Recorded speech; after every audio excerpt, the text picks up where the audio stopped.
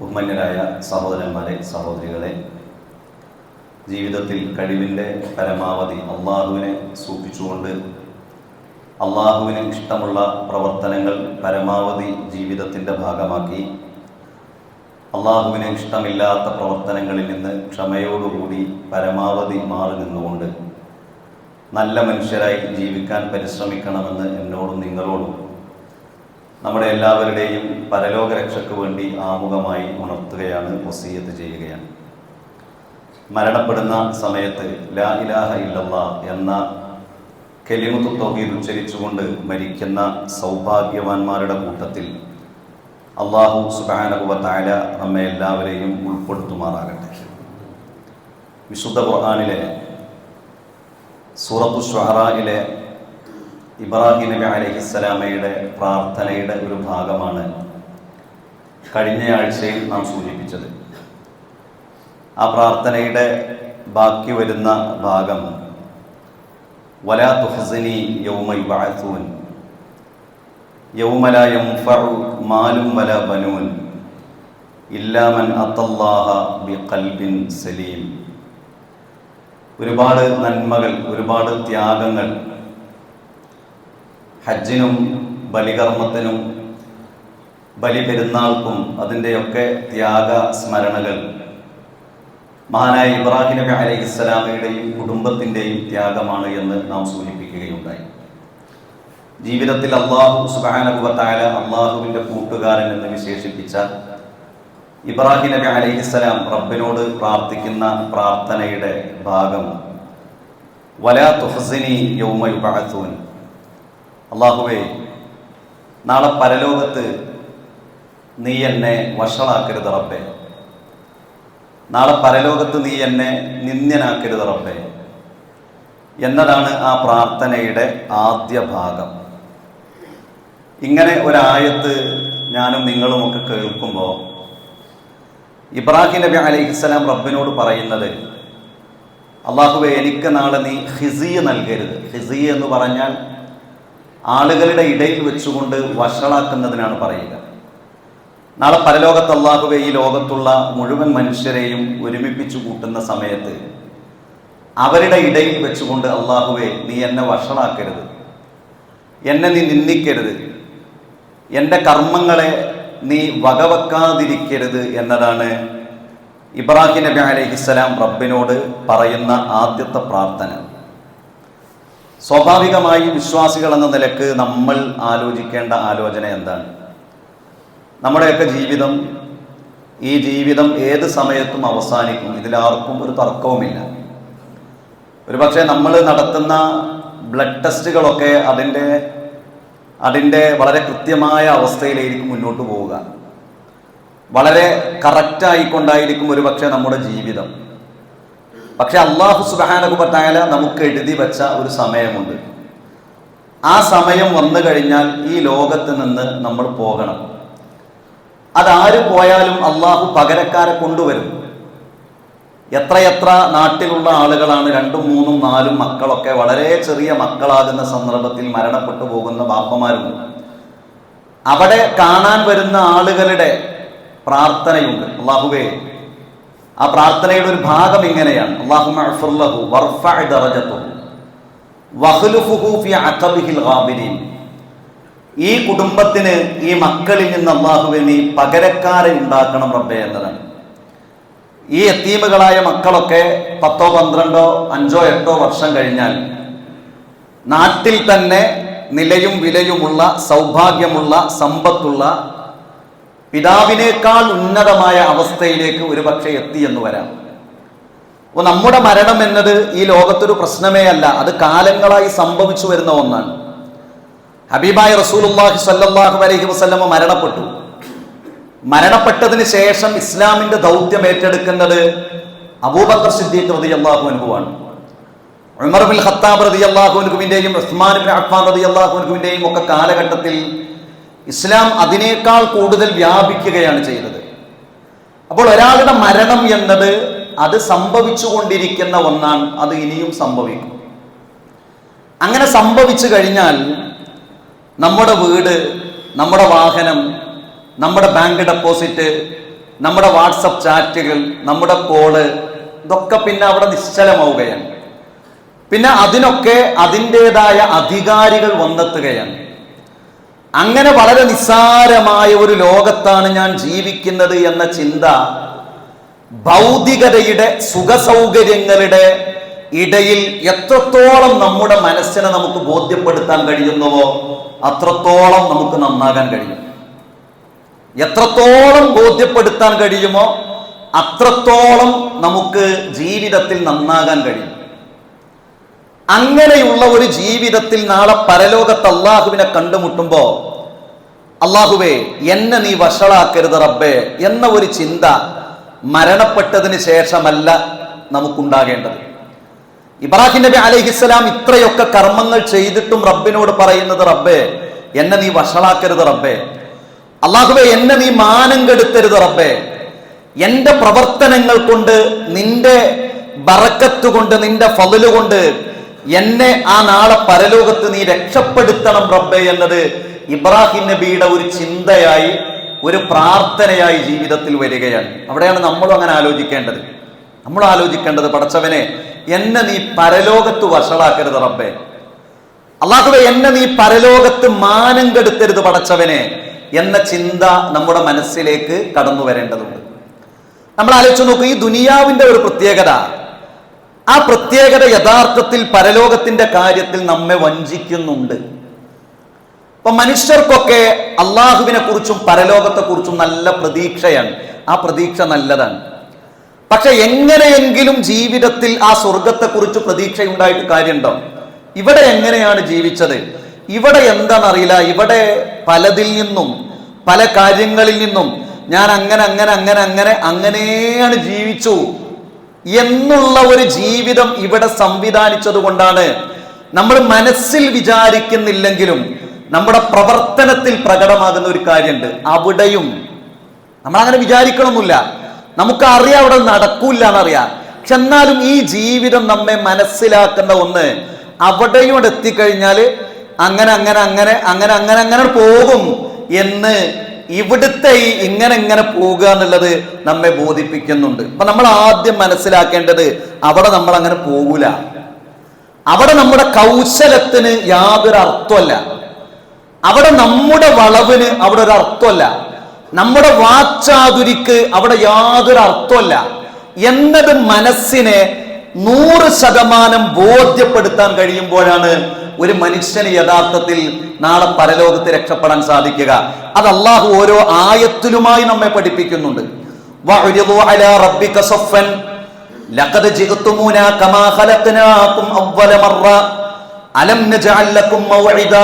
അതാണ് റബ്ബ് പഠിപ്പിക്കുന്നത്. അവിടെ നിങ്ങളെ ആദ്യം ഇങ്ങനെ അള്ളാഹു അണിയണിയായി നിർത്തും. അപ്പം തന്നെ മനുഷ്യനൊരു പദം വരും. ആർക്കും പ്രത്യേകതല്ല, റെക്കമെൻഡ് ഇല്ല, സ്വീകരിക്കാൻ ആളുകളില്ല. പണക്കാരനും പണിക്കാരനും സാധുവും സാധാരണക്കാരനും മനുഷ്യരായി പിറന്ന മുഴുവരെയും അള്ളാഹു ഇങ്ങനെ സൊഫായി നിർത്തും. അല്ല പറയാൻ,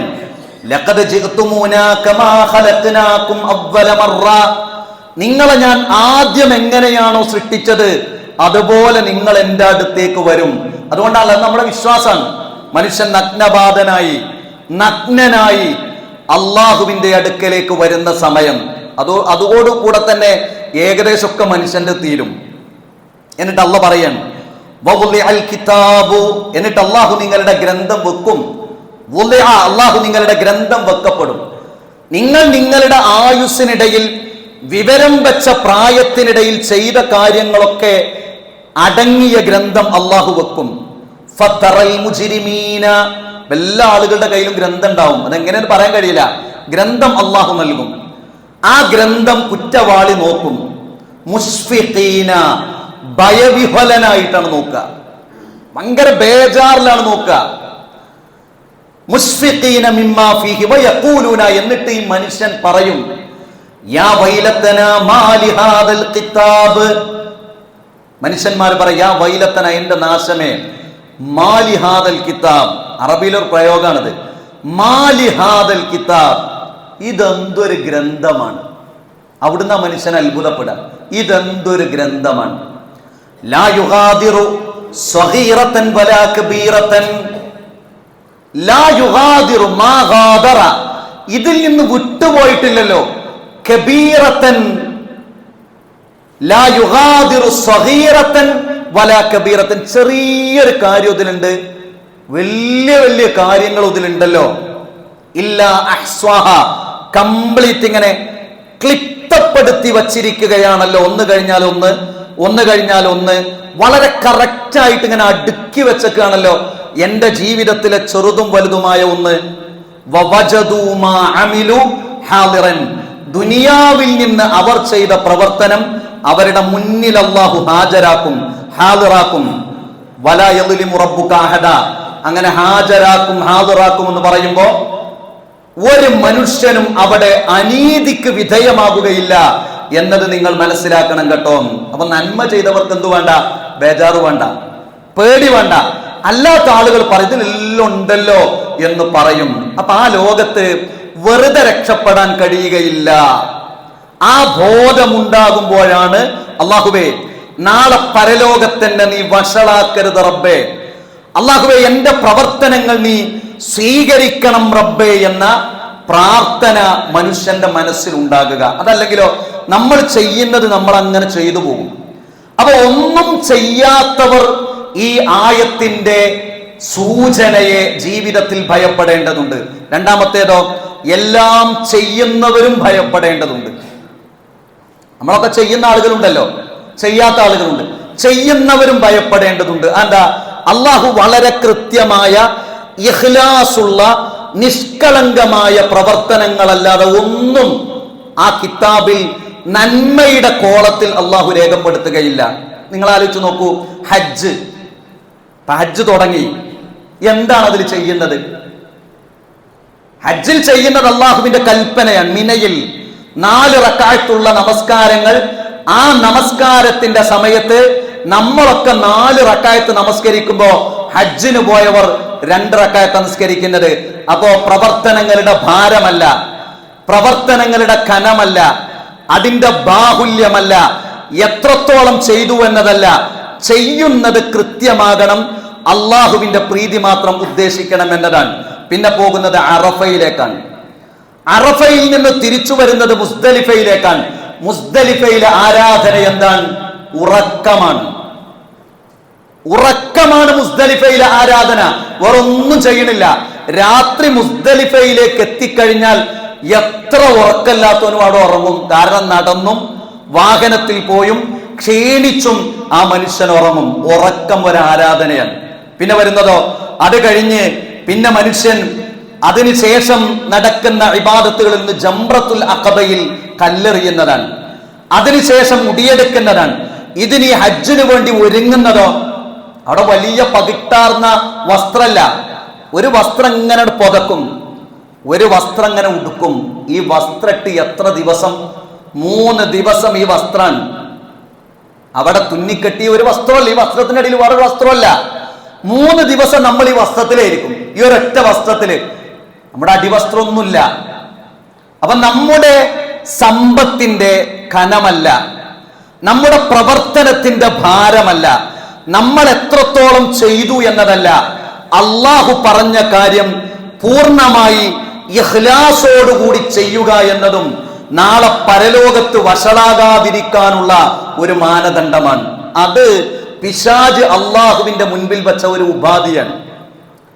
പിശാചിനെ അള്ളാഹു സ്വർഗത്തിൽ നിന്ന് പുറത്താക്കി. അപ്പൊ റബ്ബിനോട് പിശാച് പറയുന്ന ഒരു കാര്യമാണ്, ഞാൻ മനുഷ്യരെ വഴിപിഴപ്പിക്കും. എങ്ങനെ വഴിപിഴപ്പിക്കും? ലഉസയ്യിനന്ന ലഹും അഅമാലുഹും, അവർ ചെയ്യുന്ന കാര്യങ്ങളൊക്കെ അവർക്ക് ഞാൻ മനോഹരമാക്കി തോന്നിപ്പിക്കും. അതാണ് ഒന്നാമത്തെ മാർഗം.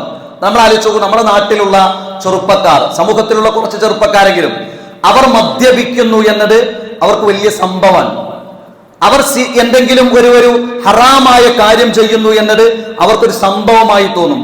അപ്പൊ നമ്മൾ ചെയ്യുന്ന, മനുഷ്യർ ചെയ്യുന്ന ദുഷ്കർമ്മങ്ങളെ പിശാച് വലിയ സംഭവമാക്കി തോന്നിപ്പിക്കും. അല്ലെങ്കിൽ അത് ചെയ്യാൻ കഴിയില്ലല്ലോ, ശരി, അങ്ങനെ ചെയ്യിപ്പിക്കും. എന്നിട്ട് പിശാച് പറഞ്ഞു, വല ഉഗ്വിയന്നഹും അജ്മഈൻ, മുഴുവൻ ആളുകളെയും ഞാൻ വഴിപഴപ്പിക്കും. കൂടുതൽ ആളുകൾ നാളെ പരലോകത്ത് പിശാചിന്റെ ഭാഗത്തേയിരിക്കും. അവിടെ ഒരു ഡിമാൻഡ് വെച്ചു, ഇല്ലാ ഇബാദക മിൻഹുൽ മുഖ്ലസീൻ, എന്നാൽ ഇഖ്ലാസുള്ള ആളുകളെ വഴിപിഴപ്പിക്കാൻ എന്നെ കൊണ്ട് കഴിയില്ല എന്നതാണ്. അപ്പോൾ നാളെ പരലോകത്ത് വഷളാകാതിരിക്കാൻ മനുഷ്യർ ചെയ്യേണ്ട ഒന്ന് സൽക്കർമ്മങ്ങൾ ചെയ്യണം, ഒന്നതാ. രണ്ടാമത്തേത് സൽക്കർമ്മങ്ങൾ അള്ളാഹുവിന്റെ വജ്ഹ് ഉദ്ദേശിച്ചുകൊണ്ട് ചെയ്യുക എന്നതാണ്. അതിന് നല്ല പണിയാണ്, നല്ല കരുതൽ വേണം. അതാണ് അള്ളാഹുവിന്റെ പ്രവാചകൻ സഹാബത്തിനോട് വരെ പറഞ്ഞത്, വലാ തുഖ്സിനി യൗമ യുബഅസൂൻ, പടച്ചവനെ, ഇബ്രാഹിം നബിയുടെ പ്രാർത്ഥന, അള്ളാഹുവേ നാളെ പരലോകത്ത് നീ എന്നെ വഷളാക്കരുത് റബ്ബേ. പിന്നീട് ഇബ്രാഹിം നബി പറയുന്നത് എന്താണെന്നറിയോ? യൗമ, കാരണം ആ ദിവസം, ലാ യൻഫഉ മാലും വലാ ബനൂൻ, അവിടെ സമ്പത്തും സന്താനങ്ങളും ഉപകാരപ്പെടില്ലല്ലോ എന്നതാണ്. സമ്പത്തും സന്താനങ്ങളും ഉപകാരപ്പെടില്ലല്ലോ എന്നതാണ് ഇബ്രാഹിം നബി പറയുന്നത്. ഇവിടെ എല്ലാം നടക്കണം. എന്തു ചെയ്യും? ഈ പൈസ ഉണ്ടാക്കിക്കോ, എന്തും നടക്കും. ആളുകൾ പറയുന്നതാണ് എന്തും നടക്കും. പൈസ ഉണ്ടോ, ബഹുമാനിക്കാൻ ആളെ കിട്ടും. പണമുണ്ടോ, എന്തും നടക്കും. പണമുണ്ടോ, അധികാരം വരെ ലഭിക്കും. ഇബ്രാഹിം നബി പറയുന്നത് അവിടെ സമ്പത്ത് ഉപകാരപ്പെടുകയില്ല, വലാ ബനൂൻ, മക്കളും ഉപകാരപ്പെടുകയില്ല. ഉപകാരപ്പെടാത്ത മക്കളെ ഉപകാരപ്പെടാത്ത ഒരു പിതാവാരാ? ഇബ്രാഹിം നബിയുടെ പിതാവാണ്. വലാ തുഖ്സിനി യൗമ യുബഅസൂൻ, അല്ലാഹുവേ നീ എന്നെ വഷളാക്കരുത് റബ്ബേ എന്നതിന് രണ്ടർത്ഥമാണ് മുഫസ്സിരീങ്ങൾ കൊടുത്തത്. ഒന്ന്, ഇബ്രാഹിം നബി അത് പ്രാർത്ഥിച്ചു. രണ്ടാമത്തെ എന്തെന്നറിയോ? അല്ലാഹു സുബ്ഹാനഹു വ തആല ഇബ്രാഹിം നബിയുടെ മുൻപിൽ പിതാവിനെ കൊണ്ടുവരുമ്പോൾ പറയുന്ന പറച്ചിലാണ്, പടച്ചോനെ എന്നെ വഷളാക്കരുത് റബ്ബേ, എന്റെ പിതാവാണല്ലോ റബ്ബേ എന്റെ ഈ മുന്നിൽ ഈ ശിക്ഷക്കർഹനാകുന്നത് എന്ന ഇബ്രാഹിം നബിയുടെ ആ സംസാരമാണ്. ഇബ്രാഹിം നബി പറയുന്ന ഇന്നക വഅദ്തനി, അല്ലാഹുവേ നീ എനിക്ക് വാക്ക് നൽകിയില്ലേ? വാക്ക് നൽകിയിട്ടില്ല. ഇബ്രാഹിം നബി പിതാവിന് വേണ്ടി പ്രാർത്ഥിച്ചിട്ടുണ്ട്. ഈ പ്രാർത്ഥനയുടെ ഇടയിൽ, നാം ആദ്യം ഓതിയ പ്രാർത്ഥനയുടെ ഇടയിൽ ഒരു പ്രാർത്ഥന എന്താണെന്നോ? അത് വഗ്ഫിർലി അബി ഇന്നഹു കാന മിനൽ വാലിൻ, പടച്ചവനെ എന്റെ ഉപ്പാക്ക് നീ പുറത്തു കൊടുക്കണം, എന്റെ ഉപ്പ വഴികേടിലാണ് എന്നതാണ്. ആ പ്രാർത്ഥനയെ ഖുർആനിൽ തന്നെ അള്ളാഹ് തിരുത്തുന്നുണ്ട്. ഉപ്പാന്റെ കാര്യം എന്നോട് പറയണ്ടോന്നാ, ഉപ്പയുടെ കാര്യം എന്നോട് പറയണ്ട എന്നതാണ് ഇബ്രാഹിം നബിയോട് തിരുത്തുന്നത്. അത് ഇബ്രാഹിം നബി സ്വീകരിച്ചു. അതിനുശേഷം നിഷേധിയായ ഉപ്പക്ക് വേണ്ടി ഇബ്രാഹിം നബി പ്രാർത്ഥിച്ചിട്ടില്ല. അപ്പൊ നാളെ പരലോകത്ത് ഈ ഉപ്പയെ കൊണ്ടുവരും. എങ്ങനെ കൊണ്ടുവരിക? ആ ഉപ്പയെ കൊണ്ടുവരിക, ഫഇദാ ഹുവ ബിദീഖിൻ മുൽതതിഖിൻ ഫയുഖദു ബിഖബാഇമിഹി ഫയുൽഖാ ഫിന്നാർ, ചെളി പുരണ്ട ഒരു കഴുതപ്പുലിയെ പോലെ ഇബ്രാഹിം നബിയുടെ കാൽ ചുവട്ടിൽ പിതാവിനെ കൊണ്ടുവരും. എന്നിട്ട് ഫയുഖദു ബിഖബാഇമിഹി ഫയുൽഖാ ഫിന്നാർ, നരകത്തിലേക്ക് പിതാവിനെ വലിച്ചെറിയും എന്നാണ് ഹദീസിൽ വന്നതാണ്. അപ്പോൾ ഇബ്രാഹിം നബി അലൈഹി സ്വലാം റബ്ബിനോട് പ്രാർത്ഥിക്കുന്ന രണ്ടാമത്തെ പ്രാർത്ഥന, യൗമ, അന്നേ ദിവസം, ലാ യൻഫഉ, ഉപകാരപ്പെടുകയില്ല, മാലുൻ, സമ്പത്ത് ഉപകാരപ്പെടില്ലല്ലോ, വലാ ബനൂൻ, മക്കളും ഉപകാരപ്പെടില്ലല്ലോ എന്നാണ്. അതാണ് ഖുർആനിലെ ഒരു ആയത്ത്, വഅമ്മാ മൻ ഊതിയ കിതാബഹു ബിശിമാലിഹി, അല്ലാഹു ചില ആളുകളുടെ ഇടത് കൈയിൽ ഗ്രന്ഥം നൽകും. ഫയഖൂലു, മനുഷ്യൻ പറയും, യാ ലൈതനി ലം ഊത കിതാബിയ, മനുഷ്യന് മനസ്സിലാകും എന്റെ ഇടത് കൈയിലേക്കാണ് ഗ്രന്ഥം വരാനിരിക്കുന്നത് എന്ന് നിഷേധിയായ അക്രമിയായ ഒരു മനുഷ്യന് ബോധ്യപ്പെടുമ്പോ ആ മനുഷ്യൻ ഇങ്ങനെ പ്രാർത്ഥിക്കും, യാ ലൈതനി ലം ഊത കിതാബിയ, ഈ ഗ്രന്ഥം ഇവിടുന്ന് കിട്ടാതിരുന്നെങ്കിൽ എത്ര നന്നായിരുന്നേനെ. വലം അദിരിമാ ഹിസാബിയ, വിചാരണ എന്താണ് എന്ന് ഞാൻ അറിയാതിരുന്നെങ്കിൽ എത്ര നന്നായിരുന്നേനെ. യാ ലൈതഹാ കാനത്തിൽ ഖാദിയ മാ അഗ്നാ അന്നി മാലിയ ഹലക അന്നി സുൽത്താനിയ. മനുഷ്യൻ പറയും, പടച്ചോനെ എത്ര പൈസ ഉള്ള ഒരാളായിരുന്നു ഞാൻ, ഒരു പണം പോലും എനിക്ക് ഇവിടെ ഉപകാരപ്പെടുന്നില്ലല്ലോ. എത്ര അധികാരമുള്ള ആളായിരുന്നു ഞാൻ, ആ അധികാരം എനിക്ക് ഉപകാരപ്പെടുന്നില്ലല്ലോ എന്ന് മനുഷ്യൻ പറയുന്ന രംഗം പരലോകത്തു വരാനുണ്ട്. അതാണ് ഇബ്രാഹിം നബി അലൈഹിസ്സലാമയുടെ പ്രാർത്ഥന, വലാ തുഖ്സിനി യൗമ യുബഅസൂൻ, അല്ലാഹുവേ എന്നെ നാളെ പരലോകത്ത് നീ വഷളാക്കരുത് റബ്ബേ. കാരണം യൗമ ലാ യൻഫഉ മാലും വലാ ബനൂൻ, അല്ലാഹുവേ സമ്പത്ത് ഉപകാരപ്പെടാത്ത, മക്കൾ ഉപകാരപ്പെടാത്ത ഒരു ദിവസത്തിൽ നീ എന്നെ വഷളാക്കരുത് റബ്ബേ എന്ന ഇബ്രാഹിം നബിയുടെ പ്രാർത്ഥന നാം പ്രാർത്ഥിക്കുകയും ജീവിതത്തിൽ അത് ഓർമ്മയുള്ളവരായി ജീവിക്കാൻ പരമാവധി പരിശ്രമിക്കുകയും ചെയ്യേണ്ടതുണ്ട്. അല്ലാഹു സുബ്ഹാനഹു വ തആല നമ്മെ അനുഗ്രഹിക്കുമാറാകട്ടെ.